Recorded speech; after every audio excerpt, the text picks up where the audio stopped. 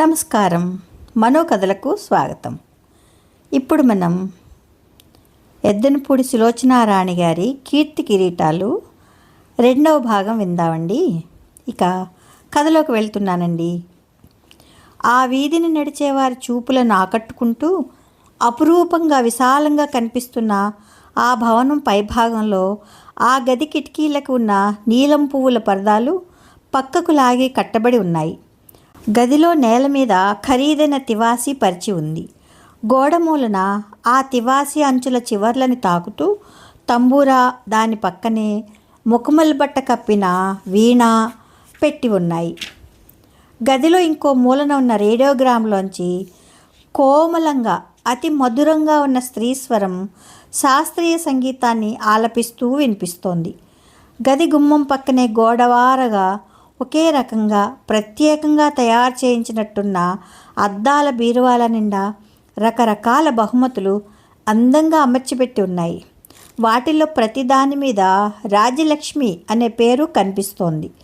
ఆ గదిలోకి తొంగి చూసిన ఎవరికైనా వెంటనే అది సంగీత ప్రపంచంలో నిండిన వాతావరణంగా ఇట్టే తెలిసిపోతోంది. గది మధ్యగా ఉన్న సోఫాలో జీవితాంతం చేసిన సంగీత సాధనకి చిహ్నాలుగా కనిపిస్తున్న ఆ బహుమతులన్నిటినీ పొందిన రాజలక్ష్మి కూర్చొని ఉంది. తెల్లటి చీర ధరించి మెడలో మేలిమి ముత్యాల దండ 2 వరుసలు మినహా మరే ఆభరణాలు లేని ఆవిడ అనారోగ్యంతో చాలా దిగాలుగా తీసుకుంటున్న మనిషిలా ఉంది. సోఫాలో కూర్చుని ఉన్న ఆవిడ చేతులు ఖాళీగా లేవు.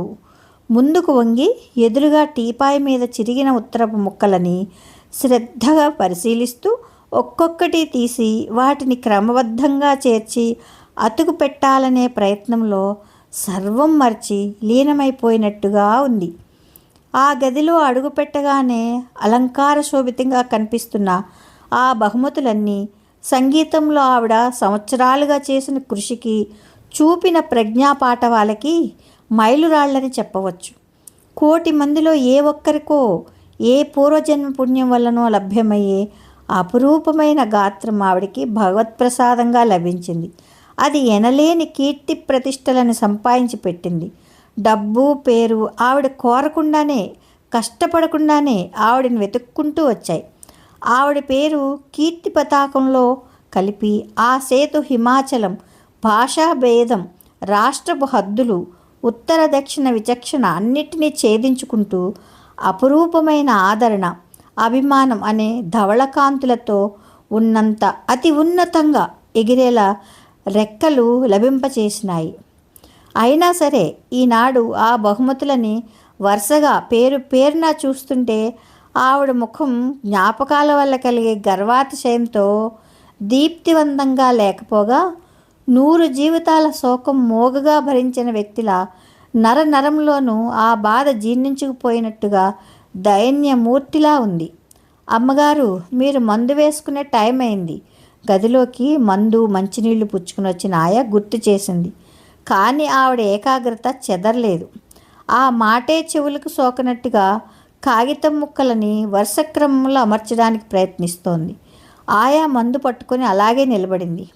దాదాపు 1 ఏడాది నుంచి ఆవిడ దగ్గర పనిచేస్తున్న అనుభవం ఒక మాటను ఆవిడకి 2వసారి చెప్పనవసరం లేదని గ్రహింపు నేర్పింది. రేడియోగ్రామ్లో నుంచి సంగీతాలాపన అలలు అలలుగా తేలి వస్తోంది. సుకుమారంగా ఉన్న ఆ కంఠధ్వని తీగలాగా సాగి గాలిలో తేలిపోతోంది. చేతిలో పట్టుకున్న ఉత్తరం ముక్కలు ఆవిడ మనసుని రంపపు కోతకొస్తున్నాయి. దాసు చెప్పిన ప్రతి మాట ఆవిడ చెవుల్లో మళ్ళీ మళ్ళీ ప్రతిధ్వనిస్తుంది. దానిని భరించడానికి ఆవిడ శక్తిని కూడదీసుకుంటోంది. ఎప్పుడు ఎలాంటి వేదన కలిగినా ఆ బాధకి తన సంగీతం వినడంలోనో, సాధన చేయడంలోనో లీనమై మర్చిపోవడానికి, భరించడానికి ప్రయత్నించడం ఆవిడకి అలవాటు. ఇప్పుడు కూడా ఆ అలవాటును ఆసరాగా తీసుకున్నట్టు సంగీతం వింటూ సోఫాలో వెనక్కి ఆనుకుని ఒక్క క్షణం కళ్ళు మూసుకుంది. ఇంతలో గది బయట పాంజేబుల గలగలలతో పరుగులాంటి నడకతో వస్తున్న పాదాల శబ్దం వినిపించింది. ఆంటీ! గుమ్మం బయట నుంచే చనువుగానున్న స్వరం కేక పెట్టింది. ఆవిడ సమాధి లాంటి అవస్థలో నుంచి తేరుకున్నట్లుగా కళ్ళు తెరిచింది. ఆవిడ తల తిప్పి గుమ్మం వైపు చూసేసరికి మెరుపు తీగలా ఉన్న లావణ్యవతి అయిన ఒక యువతి లోపలికి వచ్చింది. స్వర్ణ! ఆవిడ చప్పున చేయి సాచింది. ఆ క్షణంలో ఆ అమ్మాయి రావడం ఆవిడకి ఎంతో హాయిని కలిగించినట్టుగా ఉంది ఆ స్వరం. సారీ ఆంటీ, నిన్న మొన్న డాన్స్ ప్రాక్టీస్ పూర్తయ్యేసరికి చాలా పొద్దుపోయింది, అందుకే రాలేకపోయాను. గబగబా అంటూ ఆవిడకి దగ్గరగా వచ్చిన అమ్మాయి ఆవిడ అందించిన 2 చేతులు గట్టిగా పట్టుకుని వచ్చి ఆవిడ సోఫా చేతి మీదనే కూర్చుంది. ఇప్పుడు ఎలా ఉంది ఒంట్లో అని అడిగింది. బాగానే ఉంది. అయితే నేను కిషోర్ సినిమాకి వెళ్తున్నాం, మాతో వస్తారా? అంత ఓపిక లేదు. ఎప్పుడు ఒక్కదానివి ఈ గదిలో కూర్చుంటావా అండి? విసుగు పుట్టదు నీకు? విసుగా? కావలసినన్ని జ్ఞాపకాలు నాకు తోడుగా ఉన్నాయి, వాటితో కాలక్షేపం జరిగిపోతూ ఉంటుంది. అమ్మ ఎక్కడా? నీతో రాలేదా? వచ్చింది, ముందు రాననంది. మమ్మీకి ఎప్పుడు ఏవో పనులు ఉంటూనే ఉంటాయి. నేను తీసుకువస్తానని నీకు మాట ఇచ్చానుగా. నా పోరు పడలేక బయలుదేరింది. ఖాళీగానే ఉంటావు కదా, నువ్వే రాకూడదా అంటుంది తను. రేపు గురువారం రవీంద్ర భారతిలో నా డాన్స్ ప్రోగ్రాం ఉందిగా, దాని ఏర్పాట్ల గురించి కాబోలు కింద కిషోర్తో మాట్లాడుతోంది. పిక్చర్ చాలా బాగుందట ఆంటీ, ఒక్కసారి రాకూడదు ప్లీజ్? చేయెత్తి ఆవిడ గడ్డం పట్టుకుంటూ అంది. ఒంట్లో బాగాలేదు స్వర్ణ, లేకపోతే తప్పకుండా వచ్చేదాన్ని. అబ్బబ్బా! స్వర్ణ చెవులుకున్న ముత్యాల జూకాలు కదలాడేలా విసుగ్గా ముఖం తిప్పి కళ్ళు మూసుకుంది. అందమైన ఆ ముఖంలో అసలైన విసుగు కంటే దాన్ని ప్రదర్శిస్తున్న అభినయమే ఎక్కువగా కనిపిస్తోంది. అది క్షణికం మాత్రమే. అంతలోనే కలువరేకుల్లా ఉన్న కళ్ళు చురుగ్గా తెరుచుకొని మళ్ళీ ఆవిడ వైపు తిరిగినాయి. ఆంటీ, నీ ఒంట్లో బాగాలేదన్నమాట. నువ్వు అమెరికా వచ్చిన దగ్గర నుంచి ఈ ఏడాది నుంచి నేను వింటూనే ఉన్నాను. నా పుట్టినరోజు నాడు రమ్మంటే అదే మాట అన్నావు. డాన్స్ ప్రోగ్రాం చూడడానికి పిలిస్తే ఇదే మాట జవాబు చెప్పావు. ఎగ్జిబిషన్కి వెళదామన్నా, బజారుకు రమ్మన్నా ఎప్పుడు ఇదే సాకు వింటున్నాను. నిన్ను ఈ 4 గోడల మధ్య నుంచి బయటికి లాక్కెళ్ళాలని నేను వేసిన ఎత్తులనే వృధా అయిపోయినాయి. ఆవిడ కళ్ళు ఆర్తిగా చూసినాయి. వాటిలో లీలగా తడి కనిపించింది. స్వర్ణ చెయ్యి నొక్కుతూ అంది. నాకు ఎక్కడికి రావాలని అనిపించదు స్వర్ణ. కాదు ఆంటీ, కాదు. అసలు రహస్యం ఏమిటో నాకు ఇప్పుడిప్పుడే అర్థమవుతోంది. 20 ఏళ్ళు విదేశాలలో ఉండి వచ్చిన మీకు మా పిలుపులు, పద్ధతులు చాదస్తంగా విసుగ్గా ఉంటున్నాయి. అందుకే మేమెవరం ఎంతగా పిలిచినా మా ఇళ్ళకి రావు, నీ ఇంటికి మమ్మల్ని పిలవవు, అంతేనా? క్షణంసేపు సమాధానం చెప్పలేనట్లు ఆవిడ చూసిన చూపు వెంటనే స్వర్ణకి చేత్తో గదంతా తిప్పి చూపిస్తూ, ఒక్కసారి ఈ గది బాగా చూడు స్వర్ణ. నేను ఎక్కడికి వెళ్ళినా, ఏ దేశంలో ఎన్ని సంవత్సరాలున్నా నా ప్రపంచం మాత్రం ఇలాగే ఉంటూ వచ్చింది. నేను ఇండియా వదిలి 20 ఏళ్ళు ఉన్నట్టుగా నాకు లేనే లేదు. గది అంతటిని ఆవిడ చెప్పినట్టే అప్పుడే కొత్తగా పరిశీలిస్తున్నట్టుగా చూస్తున్న స్వర్ణ కళ్ళు టేబుల్ మీద చిరిగిన కాగితం ముక్కల మీద నిలిచాయి. ఏమిటివి ఆంటీ? అవా, చిరిగిపోయిన నా జీవితం అనుకో. అతుకు పెట్టాలని ప్రయత్నిస్తూ కూర్చున్నాను, ఇంతలో నువ్వు వచ్చావు. స్వర్ణ కిలకిలా నవ్వింది. నిజంగా? అయితే నేను కూడా సాయం చేయనా అంటూ వంగి చేతికి అందిన 2-3 ముక్కలు తీసి చూసింది. ఏదో ఉత్తరంలా ఉందే, ఎవరికో వ్రాసి చించేశావు, అవునా? చదవడానికి ప్రయత్నిస్తూ అంది. ఆవిడ అవునన్నట్టు తల ఊపింది. ఎవరినా ఆంటీ? చూడాలని ఉందని వ్రాసావు. అందరూ నిన్ను చూడాలని తప్పిస్తుంటే నువ్వు ఎవరినో చూడాలని అనుకుంటున్నావా? ఎవరబ్బా అంత అదృష్టవంతులు?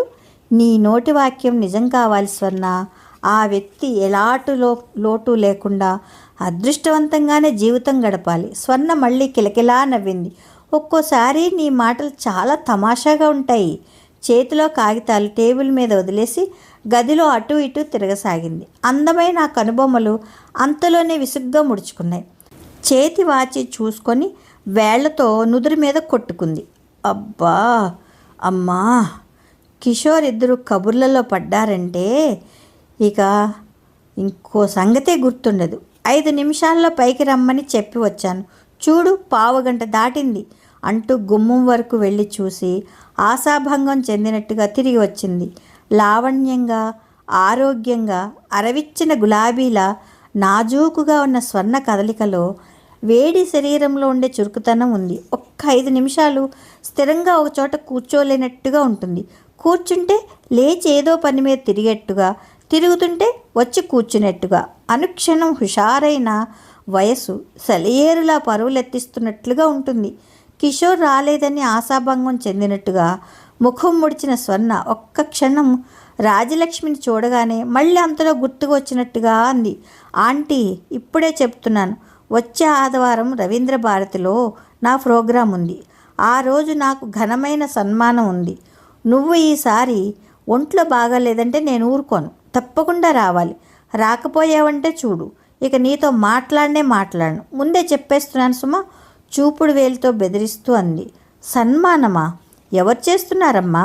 నాకు తెలియదే ఉత్తరం ముక్కలన్నీ జమ చేస్తూ అంది. అటూ ఇటూ తిరుగుతున్న స్వర్ణ ఈ మాట వినగానే చటుక్కునాగి ఆవిడ దగ్గరగా వచ్చింది. ఒకసారి గుమ్మం వైపు చూసి కంఠం తగ్గించి మెల్లగా అంది. ఆంటీ, నిజం చెప్పమంటావా? జనంలో నా డాన్స్ అంటే కాస్త అభిమానం ఉన్నమాట నిజమే, కానీ వాళ్ళకి నాకు బిరుదులిచ్చి సత్కారం చేయాలన్నంత ఉత్సాహం కానీ శ్రద్ధ కానీ ఎవరికీ లేవు. ఇదంతా అమ్మ ఆరాటం. క్రిందటి నెలలో అమ్మ భానుమూర్తి అనే ఆయనకి 5,000 రూపాయలు ముట్ట చెప్పి తన ఉద్దేశం చెప్పింది, అంతే. ఈ నెలలో నాకు ఆంధ్రప్రదేశ్లో ఉన్న సాంస్కృతిక సంఘాలన్నీ కలిసి ఘనంగా సన్మానించి గవర్నర్ గారి చేత నాకు నాట్యమయూరి అనే బిరుదిప్పిస్తున్నాయి. ఇట్లా బిరుదులు సంపాదించుకుంటే జనం పాపం అమ్మో ఈవిడు చాలా గొప్ప నర్తకి కాబోలు అని నన్ను ఆరాధించడం మొదలు పెడతారని అమ్మ ఆశ. దీనికి అంతటికీ కిషోర్ ప్రోత్సాహం కూడా ఉందనుకో. కిషోర్ ఏమంటాడంటే, డబ్బుని వెదజల్లి మనం కీర్తిని కొనుక్కుంటే తర్వాత అదే మనకు పెట్టుబడిని మించిన లాభం తెచ్చిపెడుతుందట. ఇది ఒక రకమైన వ్యాపార రహస్యం. అమ్మ ఇలాంటి విషయాల్లో చాలా చురుకైన మనిషి. కొస అందిస్తే చాలు తాడు మొత్తం లాగేగల నేర్పుంది. చూసావా ఆంటీ, ఇదివరకు మీలాంటి వాళ్ళు పేరు తెచ్చుకున్నారంటే మీ జీవితం అంతా తపస్సు చేసినట్టుగా సాధనకి దారపోసేవారు. మీకు గుర్తింపు రావాలంటే సంవత్సరాలు పట్టేది. నెలల తరబడి దీక్షతో శ్రమపడేవారు. మీ సామర్థ్యం మూలంగా క్రమేపీ జనంలో మంచి గుర్తింపు వచ్చేది. ఒక్కొక్కరికి బ్రతికుండగా అదృష్టం కూడా లభించేది కాదేమో, కానీ ఇప్పుడు మేమున్నామంటే మా పని ఎంత తేలికో చూడు. మాకేం బిరుదులు ఇవ్వాలో, మమ్మల్ని ఎలా గౌరవించాలో ప్రజలు మేమే శాసిస్తాం. జనం మమ్మల్ని వెంటనే గుర్తించేలా ప్రచారం అనే త్రిశూలంతో వారి మీదకి దండెత్తుతాం. వాళ్ళని ఊపిరి ఆడనివ్వకుండా మా గొప్ప మేమే కీర్తించుకుంటూ అదరగొట్టేస్తాం. ఇదివరకు మీలాంటి విద్వాంసులు ఉన్నారంటే ఒకరిని మించి ఒకరు మెప్పించి జనం చేత శభాష్ అనిపించుకోవాలని ఉత్సాహపడేవారు. ఇప్పుడు మేమున్నామే, మాకింకెవరైనా కాస్త పోటీ వస్తే చాలు ఈర్ష్యతో భగ్గుమంటాం. ఎందుకో తెలుసా? మా సామర్థ్యంలో మాకు నమ్మకం లేదు కనుక. మా వెనుక వచ్చిన వాళ్ళు మా ముందు స్థానం సంపాదించేస్తారేమో అనే పిరికితనం అహర్నిశలు మమ్మల్ని వెంటాడుతూనే ఉంటుంది కాబట్టి. రాజలక్ష్మి స్వర్ణ బుగ్గలు పట్టుకుని సాగదీసింది. నువ్వు చాలా అమాయకురాలు అనుకున్నాను సుమా అంది ఆపేక్షగా చూస్తూ. స్వర్ణ చేతులు జోడించి నమస్కరించింది.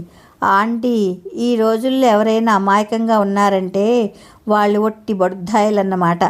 మేము కోరకుండానే, ప్రయత్నం చేయకుండానే చాలా విషయాలు వాటంతటవే తెలిసిపోతున్నాయంటే అది మానేరమా? గుమ్మంలో అలికిడి అవగానే స్వర్ణ ముఖం అటు తిప్పింది. ఆయా ట్రేతో టీ తెచ్చి అక్కడ పెడుతూ, ఇందిరమ్మ గారు, కిషోర్ గారు ఇక్కడికే వస్తున్నామని చెప్పారు. అమ్మ, మీరు మందు వేసుకోలేదు అంటూ గుర్తు చేసింది. తీసుకురా. ఆయా వెళ్ళబోతుంటే రాజ్యలక్ష్మి వెనక నుంచి కేక వేసింది. ఆయా, ఇంకో కప్పు తీసుకురా, నేను కూడా ఈ పూట టీయే తాగుతాను. ఆయా తల ఊపింది. స్వర్ణ అంతవరకు చేతులు తిప్పుతూ ఉపన్యాసం ఇస్తున్నదల్లా చప్పునాపి రాజలక్ష్మికి ఎదురుగా ఉన్న సోఫాలోకి వెళ్ళి కూర్చుంది. అత్తా కోడళ్ళిద్దరూ ఏం చేస్తున్నారు? స్వర్ణ పోలికలు స్పష్టంగా కనిపిస్తున్న ఒక ఆవిడ లోపలికి వచ్చింది. ఆవిడికి సుమారు రాజలక్ష్మికి ఉన్న వయసే ఉంది. ఏముంది, మన మీద చాడీలు చెప్పుకుంటూ ఉండి ఉంటారు అన్నాడు కిషోర్. అతను బట్టలు ధరించిన తీరు, దువ్వుకున్న విధము, ముంజేతికి వేసుకున్న గొలుసు, నడుముకు పెట్టుకున్న బెల్టు ఒక్కసారి పరీక్షగా చూస్తే ఈ కాలం కుర్రాళ్ళను ఆవరించిన ఫ్యాషన్ల వ్యామోహానికి చిక్కిన ప్రతినిధిలా ఉన్నాడు. అతను సరాసరి రాజలక్ష్మి దగ్గరికి వచ్చాడు. మమ్మీ, ఈ పూట మీ ఒంట్లో ఎలా ఉంది? ఎంతో అణకువగా అడిగాడు. బాగానే ఉంది. మందు వేసుకున్నారా? రాజ్యలక్ష్మి తల ఊపింది. చలిగా ఉంది, స్వెట్టర్ వేసుకోపోయారా ఆయా అంటూ పిలిచిన అతను వెంటనే సమాధానం రాకపోవడంతో వెళ్ళి మంచం మీద దోమతెర దగ్గరగా పడి ఉన్న చిన్న షాల్ తెచ్చి ఆవిడ భుజాల చుట్టూ కప్పాడు. ఆంటీ, మీ అబ్బాయి చాలా చెడ్డవాడు. సినిమాకు వెళ్దామని నన్ను రమ్మన్న పెద్ద మనిషి ఆ మాటే మర్చిపోయినట్టున్నాడు అలకగా మూతి తిప్పుతూ అంది స్వర్ణ. అతని కళ్ళు లాలనగా చూసినాయి. సారీ స్వర్ణ, ఆలస్యం అయిపోయింది. అపరాధమే జరిగిందని ఒప్పుకుంటున్నాను. అది కూడా నీ పని మూలంగా జరిగింది. నీ ప్రోగ్రాంకి ఎవరెవరిని పిలవాలని మాట్లాడుకుంటున్నాం. అతను కప్పులో టీ పోసి తెచ్చి స్వర్ణ చేతికి ఇచ్చాడు. అయితే క్షమించేశాం. స్వర్ణ ముఖం ప్రసన్నంగా అయింది. కూర్చోయిందిరా, రాజలక్ష్మి ఆవిడ్ని పలకరింపుగా అంది. అంతవరకు అద్దాల బీరువాలో ఉన్న బహుమతులని పరీక్ష చేస్తున్నట్టుగా నిలబడిన ఆవిడ వచ్చి కూర్చుంది. చూడు కిషోర్, ఆంటీ మనతో సినిమాకి రమ్మంటే రానంటోంది ఫిర్యాదుగా అంది స్వర్ణ. అమ్మని అవస్థ పెట్టకు స్వర్ణ, సినిమా చూస్తే తలనొప్పితో బాధపడుతుంది. అతను టీ పోసిన ఒక కప్పు ఇందిరమ్మ గారికి అందించి మరో టీ తను తీసుకున్నాడు. ఇంతలో ఆయా మందు టీ తెచ్చి అక్కడ పెట్టింది. కిషోర్ ఆశ్చర్యంగా చూశాడు. ఇదేమిటి, మీరు ఇంకా మందు వేసుకోలేదా? టైం చూసుకుంటూ ఇంత ఆలస్యం ఎందుకైంది? నేను అడిగితే వేసుకున్నానని చెప్పారే అన్నాడు. రాజలక్ష్మి మాట్లాడకుండా మందు వేసుకుంది. టీ కప్పు చూడగానే కిషోర్కి ఆగ్రహం లాంటిది కలిగింది. వెంటనే అది తీసి ఆయా చేతికిస్తూ, ఆయా, అమ్మకి టీ తెచ్చావా? నీకు బుద్ధి ఉందా లేదా? ఎన్నిసార్లు చెప్పాను ఈ టైంలో టీ ఇవ్వద్దని? ఇప్పుడు టీ తాగితే రాత్రికి ఆవిడికి నిద్ర పట్టదని తెలిసి కూడా ఇస్తావా? అతను కసిరినట్టుగా అన్నాడు. కిషోర్, ఆయాని ఏమి అనకు, నేనే తెమ్మన్నాను. టీ తాగినా తాగకపోయినా నాకు రాత్రిళ్ళు నిద్ర పట్టడం లేదు, మెల్లని స్వరంతో అంది రాజ్యలక్ష్మి. మీరే చెప్పారా? ఇలా అయితే మీ ఆరోగ్యం ఎలా బాగుపడుతుంది? ఇక డాక్టర్ మిమ్మల్ని సాయంత్రం వేళ టీ కానీ కాఫీ కానీ తాగవద్దని మరీ మరీ చెప్పారు. మీరు చిన్నపిల్లలా ప్రవర్తిస్తే నేనేం చేయగలను? మీ ఇష్టం, మిమ్మల్ని శాసించగలిగేటంత వాడిని కాదు.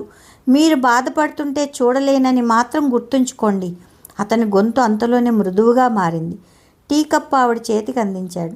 అతని ధోరణి తల్లితో మాట్లాడేటప్పుడు ఎంతో అనునయంగా నచ్చ చెప్తున్నట్టుగా ఉంది. ఇందిరమ్మగారు టీ తాగుతూ తల్లి కొడుకుల సంభాషణ జాగ్రత్తగా పరిశీలిస్తున్నట్టుగా వింటోంది. ఆవిడ చూపులు రాజ్యలక్ష్మికి ఇబ్బంది కలిగించేట్టుగా ఉన్నాయి. ఈరోజు మనం సినిమాకి వెళ్ళేది ఉందా లేదా? ప్రసక్తి మారుస్తున్నట్టుగా స్వర్ణ లేచింది. పద, అతను లేచాడు. వెళుతున్నా ఆంటీ, నేను చెప్పింది మర్చిపోవద్దు అంది స్వర్ణ. రాజ్యలక్ష్మి తల ఊపింది. ఆ క్షణంలో సినిమాకి వెళ్లకుండా ఇంకా కొద్దిసేపు తన దగ్గర కూర్చుంటే ఎంత బాగుండును అనిపించింది ఆవిడికి. కానీ స్వర్ణ మనసంతా కిషోర్తో కలిసి సినిమాకి వెళ్ళాలని ఉందని గ్రహించిన ఆవిడ నోరు మెదపలేకపోయింది. కిషోర్ గదిలో నుంచి వెళ్ళబోయే ముందు గుమ్మం దగ్గర తలదించుకుని నిలబడిన ఆయా దగ్గర ఒక్క క్షణం ఆగాడు. ఆయా, 6 గంటలు అవగానే అమ్మకి మందు ఇవ్వు. 8 గంటలకి సరిగ్గా భోజనం రెడీ చేయమని వంట మనిషికి చెప్పాను.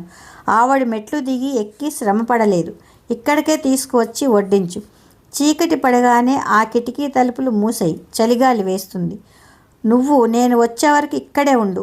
ఆవిడికి ఏదైనా అవసరమైతే పిలవగానే పలుకుతూ గాని. నువ్వెక్కడో ఉంటే ఆవిడ నీకోసం అరవలేదు. అతను వెళ్ళిన తర్వాత మళ్ళీ వచ్చే వరకు ఏ విధంగా జరగాలో క్షుణ్ణంగా పురమాయించాడు. మమ్మీ, నేను వెళ్ళిరానా? వెనక్కి తిరిగి అడిగాడు. ఆవిడ తల ఊపింది.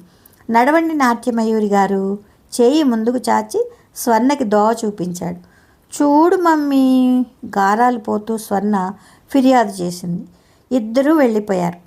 ఇందిరమ్మ వాళ్ళు వెళ్ళిన వైపే ప్రసన్నంగా చూస్తోంది. ఆయా కప్పులు ప్లేట్లు తీసుకుని వెళ్ళిపోయింది. రాజ్యం, కిషోర్ లాంటి కొడుకు నీకు లభించడం కేవలం నీ అదృష్టం. గదిలోకి వచ్చిన తర్వాత మొట్టమొదటిసారిగా ఆవిడతో మాట్లాడుతూ అంది. రాజ్యలక్ష్మి మాట్లాడలేదు. అంతవరకు ఆ గదిలో హుషారుగా ఉన్న వాతావరణం గంభీరంగా మారిపోయింది. కొద్దిసేపు మౌనంగా గడిచింది. ఏంటి, రమ్మని కబురు చేశావు? ఇందిరమ్మ తనే అంది. ఇప్పటికి నీకు తీరుబడి అయిందన్నమాట. నీకు అలాగే ఉంటుంది. నీకైతే ఈ 4 గోళ్ల మధ్యనే జీవితం. నాకెన్ని పనులు? అసలు ఈ మధ్య స్వర్ణ పనులతో బొత్తిగా తీయటం లేదు. అవును, ఇప్పుడు నువ్వు పెద్ద సోషల్ వర్కర్వి కదా. ఎమ్మెల్యేగా నిలబడాలని కూడా అనుకుంటున్నావని విన్నాను. మనిషిగా పుట్టిన తర్వాత ఏదో ఒకటి చెయ్యాలి కదా. ఇంతకీ సంగతి ఏమిటో చెప్పు. నేను అడగబోయేదేమిటో నీకు తెలియదంటావా? స్వర్ణ పెళ్లి విషయమేగా. స్వర్ణని నువ్వు కోరుకున్న ప్రకారం నీ కోడలుగా చేసుకో. నేనేం వద్దనడం లేదుగా. కిషోర్ అంటే దానికి తలమునకలయ్యేటంత ప్రేమ. అతను కూడా అంతే. ఇద్దరూ ఈడు జోడుగా ఉన్నారని అందరూ అంటున్నారు. ఇందు, స్వర్ణకు నిశ్చయమైంది కిషోర్ కాదు. తెలుసు కూడా ఎందుకు ఇలా అంటావు? కిషోర్ నా స్వంత కొడుకు కాదని 10 సార్లు నా చేత చెప్పించకు. ఈ మాట నువ్వు అంటున్నావంటే నువ్వు చాలా కృతజ్ఞురాలివి, కఠినాత్మురాలివి అనుకోవాలి. కిషోర్ నిన్ను కంటికి రెప్పలా చూస్తున్నాడు. ఏ కన్న కొడుకు ఏ తల్లి పట్ల అంత శ్రద్ధ వహించడేమో. నేను అడిగిన విషయం మాట్లాడు ముందు. ఏం మాట్లాడమంటావు నన్ను? 20 ఏళ్ల క్రితం నువ్వే కాదని వదిలేసుకున్న కొడుకు కోసం ఎప్పుడో ఇచ్చిన మాట నిలుపుకోవాల్సిన బాధ్యత నాకేమిటి ఉంది? పాలిపోయినట్లున్న రాజలక్ష్మి ముఖంలోకి ఆవేశం పొంగింది. నేను వదిలేశానా? ఈ మాట అంటున్నది నువ్వేనా?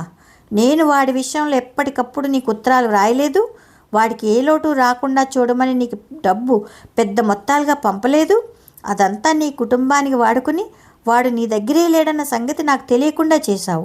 వాడు అల్లరిచిల్లరిగా తిరుగుతున్నాడని, చేతికి అందకుండా పోతున్నాడని, చెప్పిన మాట వినడం లేదని, ఇంట్లోంచి చెప్పకుండా పోయి ఎక్కడెక్కడో తిరిగి వస్తున్నాడని అబద్ధాలు వ్రాసి మభ్యపెట్టావు. వాడి ముఖం చూడకుండా వదిలేసిన నువ్వు వాడి మంచి చెడ్డలు భరిస్తున్నట్టు నాటకమాడావు. నేను నీకు ఇండియా తిరిగి రానని, అక్కడే సెటిల్ అయిపోతాను కదా అనే ధైర్యంతో వాడి విషయంలో నిజం చెప్పకుండా దాచి మీ భార్యాభర్తలిద్దరూ నన్ను మోసం చేశారు. అంత పెద్ద మాటలు ఎందుకులే రాజ్యం. అప్పట్లో పరిస్థితులు బాగుండక అవసరానికి నీ డబ్బు వాడుకున్న మాట నిజమే. కానీ నువ్వు ఇక్కడికి రాగానే నేను అదంతా ఇచ్చేస్తానని చెప్పాను. దానికి నువ్వు అన్నమాట నీకు గుర్తులేనట్లుంది. స్వర్ణకి అదంతా ఇచ్చినట్టు అనుకోమని, తిప్పి ఇచ్చే మాట అనవద్దని చెప్పాను నిజమే. ఎందుకని? ఎప్పటికైనా స్వర్ణ నా కోడలు అవుతుందని భ్రమపడ్డాను.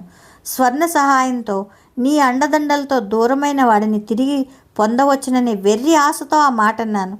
ఆ ఆశతోనే కిషోర్ కాదంటున్నా లెక్క చేయకుండా ఇండియా నుంచి తిరిగి వచ్చాను. రాజ్యం, నువ్వు ఆవేశపడితే నేనేం చెప్పలేను. అసలు అయినా 20 ఏళ్ల క్రితం మనం ఉన్న పరిస్థితి, నేను నీ నుంచి ఆశించినది పూర్తిగా వేరు. నీ కొడుకు పెద్ద చదువులు చదివి ప్రయోజకుడు అవుతాడని అనుకున్నాను. వాడు నా దగ్గర ఉంటే అలాగే అయ్యేవాడు. ఉండలేదు కదా. ఉండకపోవడం నా తప్ప. నువ్వు వెళ్ళగానే వాడు నీ మీద బెంగతో సుస్థి పడ్డాడు. మీ మామగారు వచ్చి నేను ఎంత చెప్పినా వినకుండా తీసుకువెళ్ళాడు. ఎంత నీ స్నేహితురాలనైతే మాత్రం పరాయి బిడ్డని బలవంతంగా అట్టిపెట్టుకునే హక్కు నాకేముంది? తెలిసిన వాళ్ళు, బంధువులు అందరూ నన్ను తిట్టారు. ఆ పిల్లాడు బెంగతో ఏదన్నా అయిపోతాడేమోనని భయపెట్టారు. ముందు ఆ జ్వరం తగ్గి బ్రతికి బట్ట కడితే తర్వాత మెల్లగా నచ్చ చెప్పి మళ్ళీ తీసుకువద్దాంలే అనుకున్నాను. కానీ తీరా వెళ్ళిన తర్వాత అక్కడే అలవాటైపోయాడు. ఆ తాతగారిని మేనత్తని విడిచి రానంటే రానన్నాడు. ఆ మేనత్తకి పిల్లలు లేనట్టున్నారు. పిల్లాడిని పంపనని దెబ్బలాడింది. ఈ సంగతి నీకు ఉత్తరం రాయని మాట నిజమే. కానీ ఎందుకో ఆలోచించవేం నువ్వు వేరే పెళ్లి చేసుకున్నావు. మంచి పేరు ప్రతిష్టలలోకి వెళ్తున్నావు. వీడిలా అయ్యాడని వ్రాస్తే నువ్వు బాధపడతావేమోనని భయపడ్డాను. నువ్వు పెళ్లి చేసుకున్న అతనికి వీడి ప్రసక్తి ఇష్టం ఉండదేమో. ఈ కారణంగా మీ ఇద్దరి మధ్య మనస్పర్ధలు వస్తాయేమోనని సంకోచించాను. వాడికేం మగపిల్లవాడు, ఎక్కడో అక్కడ సుఖంగానే ఉన్నాడు. వాడి తండ్రి తాలూకు బంధువుల దగ్గర ఇమిడిపోయాడు. వాడి కోసం నువ్వు భవిష్యత్తు ఎందుకు పాడు చేసుకోవాలి అని ఊరుకున్నాను. నీ స్నేహితురాలిగా నీ మంచి ఎక్కువగా కోరి నేను చేసిన ఈ పని ద్రోహమే అయితే నన్ను క్షమించు. ఇందు, రాజలక్ష్మి ముందుకు వంగి ఆవిడ 2 చేతులు పట్టుకుంది. ఇందు, అనారోగ్యం వల్ల, అశాంతి వల్ల నాకు ఊరికనే కోపం వచ్చేస్తోంది. నిన్ను కించపరచాలన్నది నా ఉద్దేశం కానే కాదు. జరిగిందేదో జరిగింది. వాడికి డబ్బు లేదని సంకోచించుకు. నా డబ్బంతా వాడిదే కదా. నా కొడుకనే కంటే వాడికి ఇంకేం అంతస్తు కావాలి? ఈ రూపంగా వాడు మళ్ళీ నాకు చేరువ అవ్వాలని నా ప్రార్థన. నువ్వు కూడా నా మంచి కోరిన స్నేహితురాలివిగా ఈ ఒక్క పని చెయ్యి. నువ్వు వెళ్ళి స్వర్ణ చిన్నప్పుడే వాడికి వాగ్దత్త అయిన భార్య అని చెప్తే ఎవరూ కాదనరని నా నమ్మకం. చిన్నప్పుడు కూడా నీకు గుర్తుందో లేదో స్వర్ణ అంటే ప్రాణంగా ఉండేవాడు. ఇందిరమ్మ కంపరంగా చేతులు వదిలించుకుంది. రాజ్యం, నీకు వయసుతో పాటు మతి కూడా పోయిందేమోనని నాకు భయం వేస్తోంది. చిన్నప్పుడు మనం సరదాగా ఏదో అనుకున్నాం అని ఆ మాటకి స్వర్ణ భవిష్యత్తు ముడివేయమంటావా? దానికి సంగతులేవీ తెలియవు. తెలిసినా మన మాట మన్నిస్తుందన్న నమ్మకం నాకేం లేదు. ఇప్పటి పిల్లలు పెళ్లి విషయంలో పెద్దల మాట వినేటట్లుగా ఉన్నారా? పూర్తి స్వతంత్రం కావాలంటారు.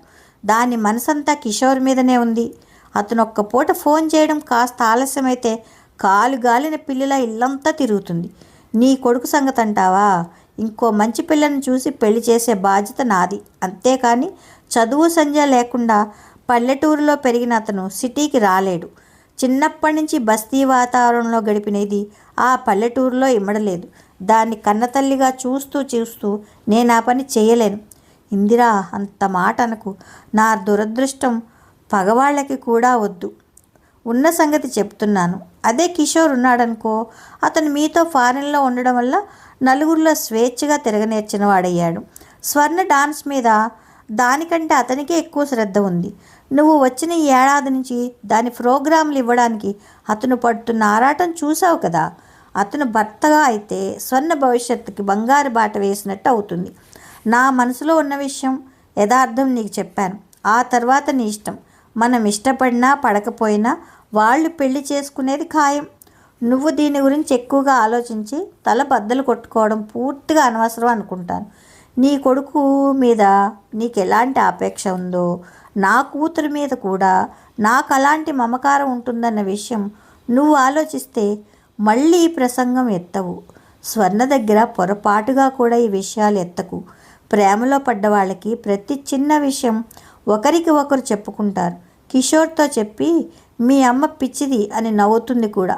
వస్తాను, ఈ పూట నా పనంతా పాడైపోయింది అంటూ లేచింది ఆవిడ. నువ్వు మరీ 4 గోళ్ల మధ్య ఇలా కూర్చోకపోతే అలా కాస్త అందరిళ్ళకి వస్తుండకూడదు. ఒంటరిగా ఉంటే మనసు మరీ వెర్రిమొరి ఆలోచనలు చేస్తుంది అని హెచ్చరించి వెళ్ళిపోయింది. చాలాసేపటి వరకు రాజ్యలక్ష్మి చిత్తరువులా అలాగే కూర్చుండిపోయింది. తర్వాత లేచి వచ్చి మంచం మీద కూర్చుంది.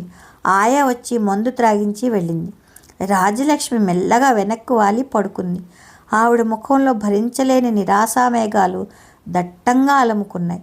ఇన్నాళ్ల నుంచి తను ఎండమావుల వైపు ఆశగా పరిగెత్తుతూ వచ్చిందన్న కఠోర సత్యం ఆవిడని విచలితురాలిని చేస్తోంది. ఆవిడ చేతులు మెల్లగా తడుముకుంటున్నట్టుగా దిండి కిందకు వెళ్ళాయి. అక్కడి నుంచి ఒక ఫోటో బయటకు తీసినాయి. మిలిటరీ యూనిఫామ్లో ముఖం ఎత్తి నవ్వుతున్న 8 సంవత్సరాల కుర్రాడి ఫోటో అది. ముద్దుగా పసితనం నిండినట్టుగా అమాయకంగా ఉన్న ఆ ముఖం చూసిన కొద్దీ ఆవిడ గుండెల్లోంచి దుఃఖం వరదలై పొంగసాగింది. ఆ ఫోటోలో కుర్రాడు సజీవంగా ఎదుట నిలబడి అమ్మా అని పిలిచినట్టయింది. ఆవిడ ముఖం పక్కకు తిప్పి దిండులో దాచుకుని ఏడవసాగింది. ఆయా గదిలో శబ్దం కానట్టుగా వచ్చి కిటికీ తలుపులు మూసి నీలం పువ్వుల పరదాలను లాగి తన కర్తవ్యం నెరవేర్చినట్టుగా వెళ్ళిపోయింది. బజార్లన్నీ సాయంకాలపు సందడితో చాలా కోలాహలంగా ఉన్నాయి. కిషోర్ డ్రైవ్ చేస్తున్న కారు ఆ సందడి మధ్య నుంచి మెల్లగా సాగిపోతోంది. త్వరగా పోని, ఇప్పటికి చాలా ఆలస్యమైంది. పేర్లతో సహా చూస్తే గానీ సినిమా చూసినట్టే ఉండదు బాబు, తొందర చేస్తూ హెచ్చరిస్తున్నట్టుగా అంది స్వర్ణ. కిషోర్ ఎడం చేత్తో డ్రైవ్ చేస్తూ వాచి ఉన్న కుడి చెయ్యి స్వర్ణకి అభిముఖంగా ఎత్తిపట్టి చూపించాడు. టైం ఎంతైందో చూసావా? ఇప్పటికి ఆ సినిమా మొదలు పెట్టేసి ఉంటారు. మనం ఈ ట్రాఫిక్ దాటి హాలు దగ్గరికి వెళ్ళేసరికి ఇంకో పావుగంట అయినా పడుతుంది. స్వర్ణ ముఖంలో ఆశాభంగం తొంగి చూసింది. మరుక్షణమే అది చిరుకోపంగా మారింది. నేను చెప్తూనే ఉన్నాను, నువ్వే అమ్మతో మాట్లాడుతూ ఆలస్యం చేశావు. అదేమీ అర్జెంటు పని కాదుగా. రేపు మాట్లాడుకోకూడదా మీరు? సినిమా రేపు చూడకూడదా మనం? అది ఎక్కడికైనా పారిపోతుందా? ఈరోజు వెళ్ళాలి అని అనుకున్నాంగా. అనుకున్నప్పుడు వెంటనే ఆ పని చేయకపోతే నాకు చిరాకు. వాయిదాల బేరం నాకు నచ్చదు. ఇప్పుడేం చేయడం? ఆంటీ దగ్గరైనా ఉండకుండా బయలుదేరి వచ్చేసాం. సినిమా కాకపోతే వెళ్ళడానికి మనకి ఇక చోటే లేదా? ఎక్కడికి వెళ్తాం? ఎగ్జిబిషన్ కానీ, శారీ షోస్ కానీ, ఆర్ట్ ప్రదర్శనలు కానీ ఏమీ జరగడం లేదుగా ఇప్పుడు. ఒక్క నిమిషం నువ్వు మాట్లాడకుండా చూస్తూ కూర్చో, నేను తీసుకువెళ్తాను. స్వర్ణ ఎంతో ఇష్టంగా అతని మాటలకు బద్ధురాలైనట్టుగా వెనక్కి ఆనుకొని మౌనంగా కూర్చుంది. కిషోర్ కారును హిమాయత్ సాగర్ వైపు తిప్పాడు. అతను స్పీడ్గా డ్రైవ్ చేస్తుంటే మధ్యలో ఆవు ఒకటి అడ్డు వచ్చింది. అబ్బబ్బా! రోడ్డు మీద మధ్యలో ఈ గేదెలు, ఆవులు ఒకటి వెధవ న్యూసెన్స్. మహారాజుల్లా పడుకొని ఉంటాయి. అమెరికాలో ఆ రోడ్ల మీద డ్రైవ్ చేసి ఇక్కడ డ్రైవ్ చేయాలంటే చేతకాని వాళ్ళు కారు నడిపినట్టుగా తికమక పడాలి స్వర్ణ. ఫారిన్ వెళ్ళి వచ్చిన తర్వాత ఇండియా చూస్తుంటే సిగ్గేస్తోంది. ఏం మనుషులు వీళ్ళు! నెలల తరబడి ఇంట్లోంచి బయటకు రాకుండా మగ్గుతూ గడుపుతూ ఉంటారు. మగవాళ్ళకి ఇల్లు, ఆఫీసు, ఆడవాళ్ళని చూస్తే పిల్లలు, సంసారం. ఎప్పుడైనా ఇల్లు విడిచి బయటికి రావడం అంటే ఇక సినిమాకి, ఊరి విడిచి వెళ్ళడం అంటే ఏ తిరుపతియో, కాశీయో, రామేశ్వరమో, లేక కన్యాకుమారో తీర్థయాత్ర. ఇవే వాళ్ళకి స్వర్గ సౌఖ్యాలు. రోడ్డు మీద నడుస్తున్న ఆ మనుషులు చూడు, ఆ ముఖాల్లో ఏమాత్రమైన ఆరోగ్యం ఉందా? ఎంత దైన్యం, ఎంత దరిద్రం! ఛ ఛ! ఇంకో 100 సంవత్సరాలు పోయిన వీళ్ళు ఇలాగే ఉంటారు, మారరు. స్వర్ణ ముఖం తిప్పి అతని వైపు చూసింది. అతను కంపరంగా అన్నాడు, వీళ్ళ బతుకుల్లో గానిగెద్దులా హుషారనేదే ఉండదనుకుంటా. గానిగెద్దుల్లా జీవితం గడిపేస్తుంటారు.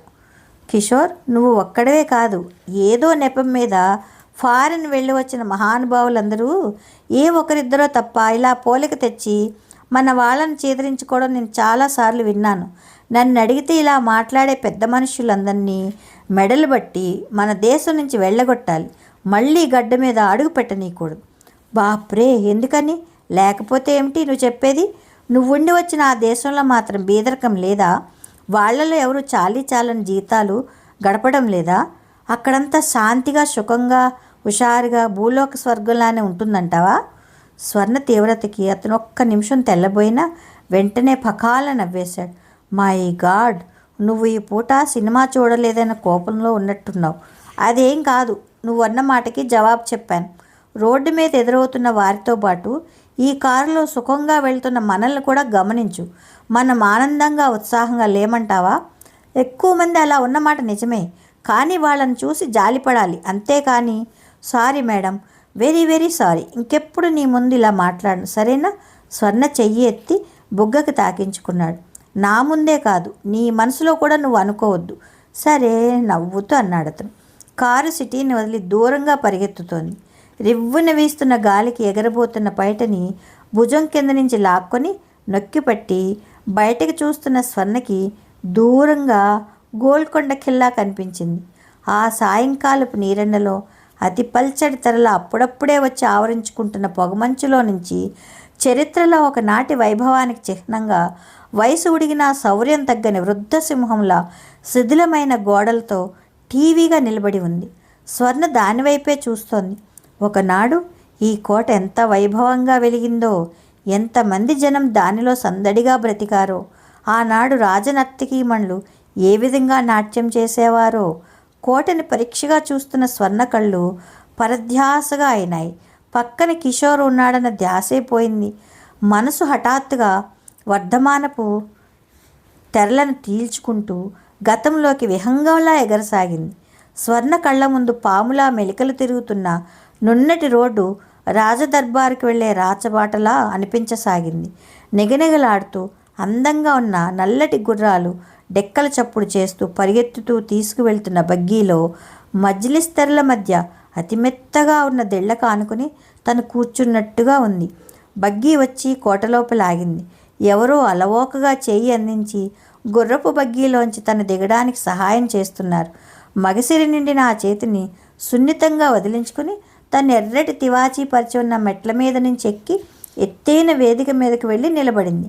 తను 2 చేతులు నడుం మీద ఆనించుకుని శిరస్సు వంచి సభికులకి సవినయంగా నమస్కారం చేస్తుంటే మిన్ను ముట్టేటట్లుగా కరతాళ ధ్వనులు వినిపించాయి.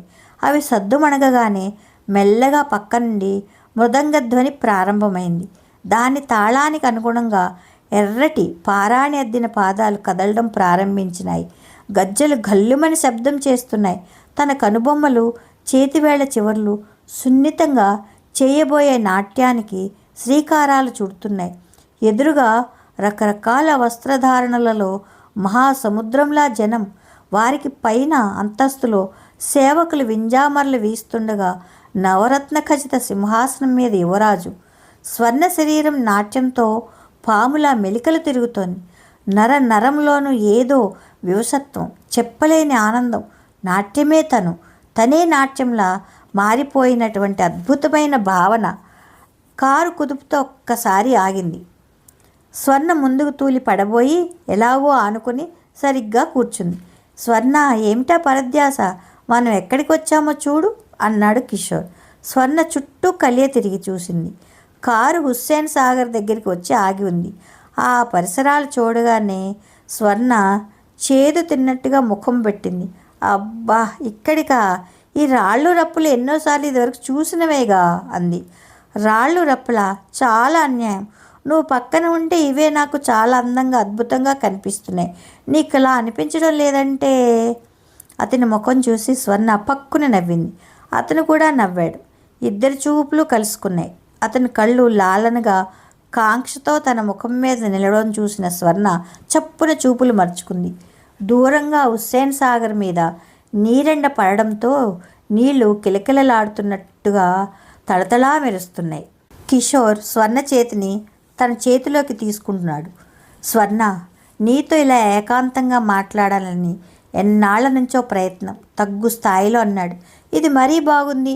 ప్రతిరోజు ఉదయం గంట, సాయంత్రం గంట, పడుకోయేటప్పుడు అరగంట మాట్లాడుతూనే ఉన్నావుగా. ఆ మాట్లాడుకోవడం వేరు స్వర్ణ.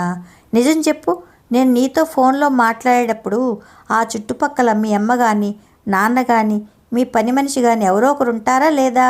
స్వర్ణ ఆలోచించింది. అవును, నిజమే. కానీ నీకెలా తెలుసు? ఆశ్చర్యంగా చూస్తూ అడిగింది. నాకు అన్నీ తెలుసు. నువ్వు మాట్లాడే ధోరణే చెప్తుంది. మీ అమ్మ అంత సులువుగా ఎవరినీ నమ్మదని నేను ఎప్పుడో గ్రహించాను. తల్లి ప్రసక్తి రాగానే స్వర్ణ కళ్ళు రెపరెపలాడినాయి. అది నువ్వు వేరుగా భావించవద్దు. నేను ఒక్కగానొక్క కూతుర్ని. అమ్మాయికి అహర్నిశలు నా గురించే ఆలోచన. అందుకే ఎంతో జాగ్రత్తగా ఉంటుంది అంది. అది నిజమే, నేను కాదనడం లేదు. కానీ ఆలోచించు. పరాయి వ్యక్తిగా నా మీద మీ అమ్మకు నమ్మకం లేకపోవచ్చు, కానీ నీ మీద కూడా లేదా? ఇది నువ్వు ఎప్పుడైనా ఆలోచించావా స్వర్ణ? నువ్వేమీ అనుకోనంటే ఒక్క మాట చెప్తాను. ఏమిటది? నేను వచ్చిన ఈ ఏడాది నుంచి చూస్తున్నాను. నీవు ఎంత కష్టపడి నీ డాన్స్ ప్రోగ్రామ్స్ ద్వారా సంపాదించిన డబ్బంతా మీ అమ్మ మీ స్థితికి మించి ఖర్చు పెట్టేస్తోంది. ఆవిడికి రాజకీయాలంటే ఉన్న పిచ్చి మూలంగా నీ డబ్బు దుబారా అయిపోతోంది. ఇది నాకు చాలా బాధగా ఉంది. అతని వైపు చూస్తున్న స్వర్ణ ఏదో చెప్పబోయి మళ్ళీ అంతలోనే విరమించుకున్నట్టుగా ఆగి తల తిప్పి రాళ్ల వైపే చూడసాగింది. స్వర్ణ, నువ్వు నా మాటలు పొరపాటుగా అర్థం చేసుకోవద్దు. మీ అమ్మని కించపరచాలని కానీ, మీ ఇద్దరి మధ్య నేనేదో తలదూర్చి స్పర్ధ తీసుకురావాలని కానీ నా ఉద్దేశం కాదు. నీ స్నేహితుడిగా ఈ ఏడాది నుంచి మన మధ్య పెరిగిన చనువుతో స్వతంత్రం తీసుకుని చెబుతున్నాను. లేదు కిషోర్, నేను ఎప్పుడు అలా అనుకోలేదు. నువ్వు ఇలా నిర్మోహమాటంగా అడిగినందుకు నాకు చాలా సంతోషంగా ఉంది. కానీ నువ్వు కూడా ఒకటి ఆలోచించు. నేను అమ్మకి ఒక్కగానొక్క పిల్లని. ఆవిడ పంచప్రాణాలు నా మీదనే ఉంటాయి. ఇప్పుడు వచ్చిన ఈ డబ్బు అనేది అంత క్రితం నేను డబ్బు సంపాదన అనేదే ఎరగనప్పుడు అమ్మ నా కోసం ఎంత చేసింది, ఎంత ఖర్చు పెట్టింది. నగలు కానీ, చీరలు కానీ, సరదాలు కానీ, చివరకు భోజనం విషయంలో కూడా ముందు నాకు ఉంది లేనిది చూసి కానీ తన విషయం చూసుకునేది కాదు. నాకేదైనా కావాలంటే అమ్మ నాన్న తమ ఖర్చులు తగ్గించుకుని నాకు కావలసిన వస్తువు ఇచ్చేలా చేసేవారు. ఈ రోజున నాట్యంలో నేను ఇంత ప్రావీణ్యత సంపాదించానంటే ఇది కేవలం అమ్మ తీసుకున్న శ్రద్ధే కారణం. అమ్మ అంత కష్టపడి నాకు ఈ నాట్యమే నేర్పించకపోయినట్టయితే అసలు నాది అంటున్న ఈ డబ్బు ఎక్కడి నుంచి వచ్చేది? నా కోసం ఇంత చేసిన అమ్మకి నా డబ్బు వాడుకునే అధికారం లేదా? నేనే ఆవిడ మనిషిని అయినప్పుడు నా డబ్బు ఆవిడది ఎందుకు కాదు? అది నిజమే స్వర్ణ, కాదనడం లేదు. కానీ ఆవిడ ఈ రాజకీయాల్లో దిగి అతన్ని స్వర్ణ పూర్తి చేయనీయలేదు. అమ్మకి పాలిటిక్స్ అంటే పిచ్చి ఉన్నమాట నిజమే కిషోర్. ఉండని, ఆవిడ సరదా నేనెందుకు కాదనాలి? నేను మాత్రం ఈ డబ్బు ఏం చేసుకుంటాను? నన్ను పెంచి పెద్ద చేసి నా మీద ప్రాణాలు పెట్టుకున్న అమ్మకి కాకుండా ఎప్పుడో రాబోయే భర్త కోసం ఇప్పటి నుంచి ఇదంతా మూటగట్టి దాచాలంటావా? అమ్మతో దెబ్బలాడమంటావా? అది నాకు నచ్చదు. నా డబ్బు మీద ఆశ ఉన్న వ్యక్తిని నేను అసలు పెళ్ళే చేసుకోను. స్వర్ణ చెప్పే ప్రతి మాటని శ్రద్ధగా వింటున్న కిషోర్ ఉలిక్కి పడ్డట్టుగా అయ్యాడు. స్వర్ణ మనసులో తల్లి అంటే ఉన్న గౌరవం, ఆరాధన అతనికి అర్థమైనాయి. ఈ విషయంలో స్వర్ణని తల్లికి వ్యతిరేకంగా మార్చడం అసంభవం అని తెలిసిపోయింది. స్వర్ణ అమాయకత్వానికి అతనికి ఆగ్రహం లాంటిది వచ్చింది. మీ అమ్మకి నీ మీద ఆపేక్ష లేదని అనడం లేదు నేను, కానీ ఆవిడ పేరుతో నీ చుట్టూ ఒక దుర్భేద్యమైన గోడ కట్టేసింది. అది తెలుసుకోమంటున్నాను. మీ అమ్మ నీకు పెళ్లి చేయాలని ప్రయత్నిస్తున్నట్టుగా నటిస్తోందే తప్ప నిజంగా ఇప్పుడప్పుడే చేయాలని లేదు. ఎందుకో తెలుసా? నువ్వు ఆవిడ చేతిలో ఉన్న బంగారు బొమ్మవి. నిన్ను వదిలేస్తే ఆవిడ కొన్ని ఇబ్బందులు ఎదుర్కోవాలి. నీకు రాబోయే భర్త ఈ డబ్బు మీద అధికారం కావాలంటాడేమోనని భయం. నువ్వు ఆ భర్త మోజులో పడి ఆవిడని లక్ష్య పెట్టవేమోనని సంకోచం ఉంది ఆవిడికి. అతను ఆవేశంగా చెప్తున్న మాటలని కళ్ళు విప్పార్చుకుని చూస్తూ వింటోంది స్వర్ణ. స్వర్ణ, ఒక్కటి అడుగుతాను, జవాబు చెప్పు. నువ్వు సిగ్గుపడవద్దు. మనసులోని మాటని నిర్మోహమాటంగా అడిగేసుకోగల స్నేహితులమయ్యాం మనం. నీకు 21 సంవత్సరాలని విన్నాను. ఇంత వయసు వచ్చినా నీ జీవితంలోకి ఒక్క మగవాడు కూడా రాలేదంటే విచిత్రంగా లేదు? ఈ కాలపు పిల్లలు మానసికంగా ఎంత త్వరగా ఎదిగిపోతున్నారు. ఒకసారి నువ్వు చెప్పావు, గుర్తుందా? నీ స్నేహితురాళ్ళందరికీ పెళ్ళిళ్ళయ్యి పిల్లల తల్లులయ్యారని. నీకెప్పుడు ఆలోచనే రాలేదా? ఈ మాట వినగానే స్వర్ణ ముఖంలోకి ఆ సాయం సంధ్యలోని ఎరుపంతా వచ్చి ప్రతిబింబించినట్లుగా చెంపలు కెంపులైనాయి. తలదించుకుంది.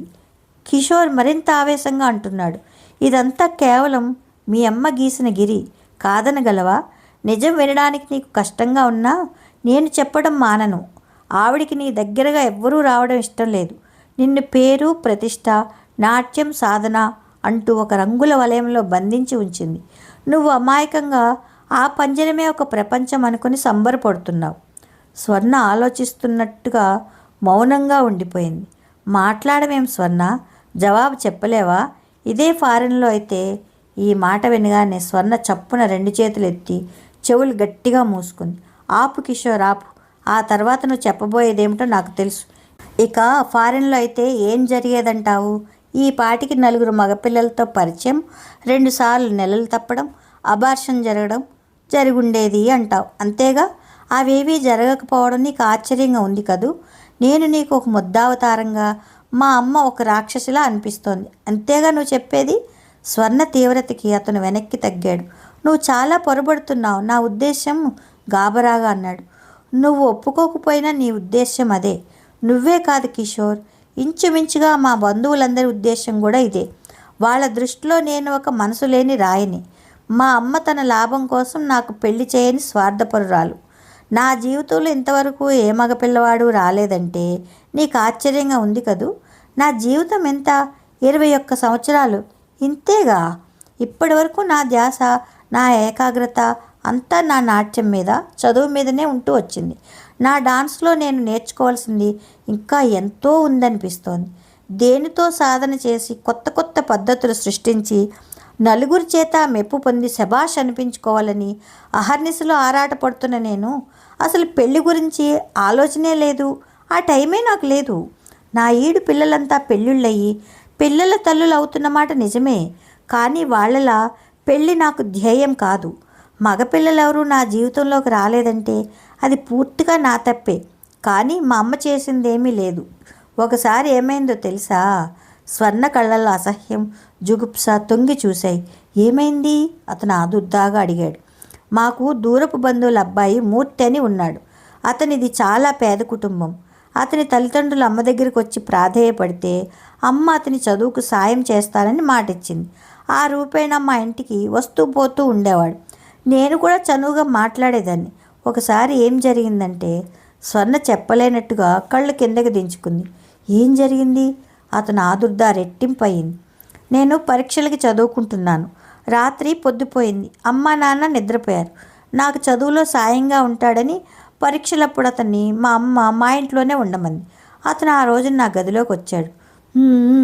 కిషోర్ ఊపిరి బిగబెట్టి వింటున్నాడు. వచ్చి సీరియస్గా ముఖం పెట్టి, నా మీద నీ అభిప్రాయం ఏమిటి స్వర్ణ అన్నాడు. బాగా చదువుకుంటే పైకి వస్తావు అన్నాను. అంతే. ఆ మాట నేను ఆ క్షణంలోనే మర్చిపోయాను. ఆ తర్వాత ఒక పెద్ద ఉత్తరం రాసి రహస్యంగా నా చేతికిచ్చాడు. నేను అది తెరిచి మొదటి వాక్యం చదవగానే పైత్యం ప్రకోపించిన ప్రేమ లేఖ అని తెలుసుకున్నాను. 2 వాక్యాలు చదవగానే నాకు అసహ్యం వేసింది. సరాసరి తీసుకువెళ్ళి అమ్మ చేతికిచ్చి అదేమిటో చూసి అతనికి జవాబు చెప్పమన్నాను. మన్నాడు అమ్మ అతన్ని పిలిపించింది. చాలా డాబుగా దర్జాగా వచ్చాడు. అమ్మా నాన్న బాగా తిట్టి మళ్ళీ మా గుమ్మం ఎక్కవద్దని కసిరి పంపించేశారు. తర్వాత ఏమైంది? సస్పెన్స్ భరించలేనట్టుగా అడిగాడు. తర్వాత ఏముంది? అమ్మ చేసిన మేలంతా మర్చిపోయి ద్వేషంతో మా మీద లేనిపోని ప్రచారాలని ప్రారంభించాడు. మా బంధువులందరి ఇళ్లకు వెళ్ళి నేను తనని ప్రేమిస్తుంటే అమ్మ పడనివ్వడం లేదని, మా ఇద్దరికీ సంబంధం ఉందని, నాకు నెల కూడా తప్పిందని చెప్పాడు. నేను కాలేజీ నుంచి వస్తుంటే దారి కాచి వెంటపడేవాడు. స్నేహితులతో కలిసి అల్లరి చేసేవాడు. మా ఇద్దరి పేర్లు గోడ మీద రాయించాడు. ఈ బాధపడలేక నేను కాలేజీ మానేశాను. నేను కనిపించకపోయేసరికి ఇంటికి ఒకటే ఫోన్లు. తిట్టినా సిగ్గుపడేవాడు కాదు. మా అమ్మకి భయపడవద్దని, ఇంట్లోంచి పారిపోయి రమ్మని, రిజిస్టర్ మ్యారేజ్ చేసుకుందామని కబుర్లు పంపేవాడు. నేను తనకి నచ్చిన మాట నిజమే కావచ్చు, కానీ అతను నాకు నచ్చాడో లేడో ఆలోచించడే. లేక అది అనవసరం అనుకుంటారా మీ మగవాళ్ళు? అతన్ని వదిలించుకునేసరికి మాకు తల ప్రాణం తోకకి వచ్చింది. అప్పటి నుంచి మగపిల్లల్ని ఆమడ దూరం ఉంచడం అలవాటు చేసుకున్నాను నేను. ఇంతేనా? ఇదేనా జరిగింది? ఇంకేదేదో ఊహించుకుని ఎదురు చూస్తున్న కిషోర్కి నీరసం వచ్చింది. మా అమ్మకి నేను ఒకే ఒక కూతుర్ని. మాకు కాస్తో కూస్తో డబ్బుంది. కొంతమంది సంబంధం అంటే ఆశపడే అర్హత ఉంది. నన్ను చేసుకోవాలని చాలామంది ఉంటే ఉండవచ్చు, నేను కాదనను. కానీ నాకు ఎలాంటి భర్త కావాలో కోరుకునే నా ఆలోచన కానీ, నా పెళ్ళి ఎలాంటి వారితో జరగాలి అనుకునే మా అమ్మ ఆశలు కానీ గుర్తించరే. ఈ మాత్రం జ్ఞానం వాళ్ళకి ఎలా ఉండదు? కిషోర్ స్వర్ణనే చూస్తున్నాడు. మాట్లాడుతున్నప్పుడు ముఖం కదలికతో పాటు ఊగుతున్న ముత్యాల జోకాలతో ఎంతో సుందరంగా అపురూపంగా ఉంది. అతనికి స్వర్ణని ఇప్పుడే ఈ క్షణంలో ప్రప్రథమంగా చూస్తున్నంత కొత్తగా ఉంది. స్వర్ణ పైకి కనిపించేటంత అమాయకురాలు కాదని గ్రహించాడు. అమాయకంగా కనిపించే ఆ సౌందర్యం వెనుక లోకజ్ఞానం, తెలివితేటలు నివురు కప్పిన నిప్పులా దాగి ఉన్నాయని అతనికి ఇప్పుడే తెలుస్తోంది. స్వర్ణ చెబుతోంది, కిషోర్, పెళ్ళి అనేది నాకు చాలా పవిత్రం. దాని పట్ల నాకు కొన్ని నమ్మకాలు, ఉద్దేశాలు ఉన్నాయి. నేను మొట్టమొదట సరదాకి డాన్స్ నేర్చుకున్నా. క్రమంగా అందులో నైపుణ్యం రావడంతో నా అభిరుచి పెరిగి ఇప్పుడు పూర్తిగా అదే నా జీవితం అయిపోయినట్లుగా ఉంది. డాన్స్ లేకుండా నేను బ్రతకలేను. నాకు రాబోయే భర్త నాట్యం అంటే నాకెంత ఇష్టమో గుర్తించి దానికి అడ్డు రాకుండా ఉండే వ్యక్తి అయి ఉండాలి. చిన్నప్పటి నుంచి నాకు స్నేహితులు తక్కువే. ఒక్క డాన్సుకు పాట పాడే సావిత్రి మినహా నాకెవ్వరితోనూ చనువులేదు. కాలేజీలో జాయిన్ అయిన తర్వాత అమ్మ ప్రోద్బలం మీద 1-2 సార్లు స్నేహితులను చేసుకుందామనే ఉద్దేశంతో కొంతమందితో కలిసి పిక్నిక్లకు వెళ్ళాను. అక్కడ వాళ్ళు పరస్పరం చూపించుకునే చనువు నాకు నచ్చలేదు. వాళ్ళని నేను తప్పు పట్టలేదు. పెళ్ళి కాకముందు ఆడపిల్లకి బాయ్ ఫ్రెండ్స్ ఉండొచ్చు, నేను కాదనను. ఎవరిష్టం వారిది. కానీ ఆడపిల్లగా నాకు ఒక అభిప్రాయం ఉంది. ప్రేమ, పెళ్ళి ఒక వ్యక్తితోనే కావాలి. నాకు స్త్రీగా నేను పొందబోయే అనుభవాలు నా భర్త దగ్గరే పొందాలి. అంతవరకు ఆగగల నిగ్రహం నాకుంది. నాకు కాబోయే భర్త కూడా నాలాగే భావించాలని కూడా నేను కోరుకుంటాను. ఇది నువ్వు పాత వాసనాన్ని వెక్కిరించి హేళన చేసినా సరే. కిషోర్ ముఖం తిప్పుకుని బయటకు చూస్తున్నాడు. స్వర్ణని ఏకాంతంగా తీసుకొచ్చి ఏదేదో చెప్పాలని, ఇంకేదో ఆనందం పొందాలని ఆరాటపడి వచ్చిన అతని తహతహ మీద చన్నీళ్లు కుమ్మరించినట్టుగా అయింది. మాట్లాడవేం? నా మాటలు నీకు నచ్చలేదా? తగ్గు స్వరంతో అడిగింది స్వర్ణ. అతను కారు తలుపు తెరిచి క్రిందకు దిగాడు. కొద్దిసేపు అలా నడుద్దాం రా అంటూ పిలిచాడు. ఇద్దరు వచ్చి అక్కడున్న గట్టు మీద నీళ్లకి అభిముఖంగా కూర్చున్నారు. కిషోర్, మనలో మన మాటగా అనుకుందాం. నేనప్పుడు మూర్తి మాటకు ప్రలోభపడి ఉంటే నువ్వు లభించేవాడివా? స్వర్ణ ఎంతో ఆత్మీయంగా చెప్పినా కూడా అతనికి ఈ మాట అంతగా సంతోషం కలిగించలేదు. స్వర్ణ అతని చేతిని తన చేతిలోకి తీసుకుంది. అమ్మకి నువ్వు చాలా నచ్చావు. అంటే నీకు నచ్చలేదనా? నాకు మొదటే నచ్చావు. ఆ రోజు ఎయిర్పోర్ట్లో కూలింగ్ గ్లాసెస్ పెట్టుకుని ఆంటీ నన్ను పరిచయం చేస్తుంటే నవ్వుతూ నా వైపు చూసిన మొదటి క్షణంలోనే నాకు నచ్చావు. అతని ముఖం ప్రసన్నమైంది. స్వర్ణ చెయ్యి నొక్కి వదిలాడు. కిషోర్, నేను నిన్ను ఒక్కటి అడుగుతాను. నువ్వు నాకు ప్రమాణం చేయాలి. ఏమిటది? చాలామంది మగవాళ్ళు పెళ్ళి అయిపోగానే మారిపోతుంటారు. నువ్వు అలా మారనని మాట ఇవ్వు. ఏ విషయంలో? డాన్స్ గురించి అడుగుతున్నాను. నాకు డాన్స్ చేయాలని అభిలాష ఉన్నంత వరకు నన్ను నిరుత్సాహపరచనని వాగ్దానం చెయ్యి అతను స్వర్ణ తల మీద చెయ్యి ఆనించాడు. స్వర్ణ, నిజం చెప్పాలంటే డాన్స్ చేయలేకపోతే నువ్వు నాకు నచ్చనే నచ్చవు, సరేనా? స్వర్ణ ముఖంలో ఆనందం వెల్లివిరిసింది. కళ్ళల్లో లీలగా తడి మెరిసింది. నీలాంటి వాడు భర్తగా దొరకడం నా అదృష్టం. అమ్మ అంటూనే ఉంది నాట్యం విషయంలో నాకంటే ఎక్కువగా నీకే శ్రద్ధ, ఉత్సాహం ఉన్నాయని. అతని ముఖంలోకి క్రమంగా మళ్ళీ ఉత్సాహం వచ్చింది. చటుక్కున ఏదో స్ఫురించినట్టుగా అన్నట్టు చెప్పడం మర్చిపోయాను స్వర్ణ. మనం ఒక 6 నెలల్లో వరల్డ్ టూర్ వెళ్ళేట్టుగా నేను పథకం వేస్తున్నాను. అది ఫలించిందనుకో నీ పేరు దేశ దేశాల మోగడం ఖాయం. కిషోర్, నిజంగానా? స్వర్ణ ముఖంలో ఆనందం దీప్తివంతమైంది. అతను ఆమె భుజాల చుట్టూ చేయి వేశాడు. నిజంగానే ఈ పంచభూతాల సాక్షిగా చెప్తున్నాను. కానీ ఒకటి, ఈ 6 నెలల్లో నువ్వు దేశం అంతా తిరిగి వీలైనన్ని ప్రదర్శనలు ఇవ్వాలి. ముఖ్యంగా మన రాష్ట్రంలో. ఆ రూపంగా మనకి కొంత డబ్బు వస్తుంది. నీకు ప్రాక్టీస్ అయినట్టు ఉంటుంది. చాలామంది చేసే పొరపాటు ఏమిటో తెలుసా? విదేశాలు వెళ్ళాలనే ఆరాటంతో స్వదేశంలో గుర్తింపు గురించి అశ్రద్ధ చేస్తారు. కొంతమందికి అవకాశం కూడా కలగలేదనుకో. నీ విషయంలో అలా కాకూడదు. నువ్వు ఇంట గెలిచి రచ్చ గెలవాలని. నువ్వు ఫారిన్ వెళ్ళేనాడు అన్ని పత్రికలు ప్రశంసిస్తూ ఫోటోలు ప్రచురించాలి. నువ్వు తిరిగి రాగానే అందరూ నిన్ను ఘనంగా సత్కరించాలి, తెలిసిందా? అలాగే కిషోర్, అలాగే. ఇక నుంచి నువ్వు చెప్పిన మాట వేదాక్షరంగా భావిస్తాను నేను. అతని భుజం మీద తల ఆనించుకుంటూ ఆనందంగా అంది. కీర్తి కిరీటాలు 2వ భాగం సమాప్తమండి. మీరు నా ఛానల్ని సబ్స్క్రైబ్ చేస్తారని ఆశిస్తున్నాను. ఉంటానండి. ప్రేమతో మీ మను.